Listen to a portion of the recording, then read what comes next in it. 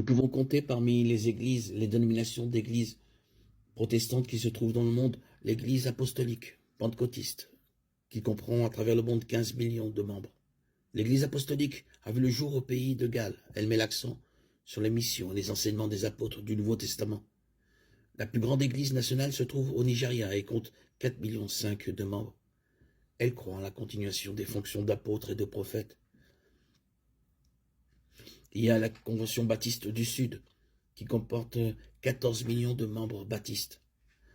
La Convention baptiste du Sud est la plus grande organisation baptiste au monde et la deuxième plus grande organisation religieuse aux États-Unis après l'Église catholique romaine. Les baptistes du Sud sont évangéliques et généralement conservateurs dans leur théologie. Puis l'Église méthodiste unie, qui comprend 12 millions de membres.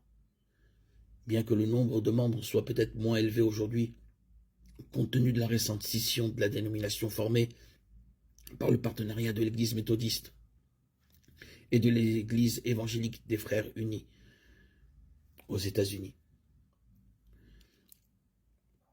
C'est la plus grande dénomination protestante principale aux États-Unis. Le style de culte est un mélange de liturgie et d'évangélisation.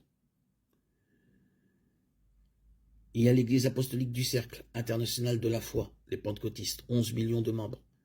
Les églises apostoliques du Cercle international de la foi mettent l'accent sur la repentance, le baptême pour la rémission des péchés, la réception du Saint-Esprit et l'égalité raciale.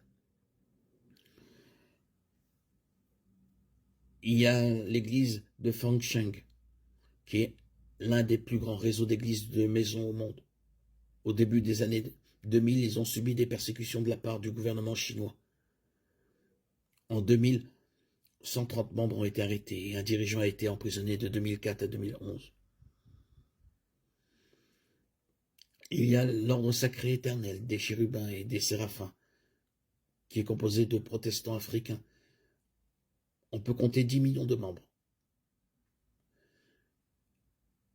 Comme de nombreuses confessions d'origine africaine, celle-ci est née d'un désir de signes et de prodiges.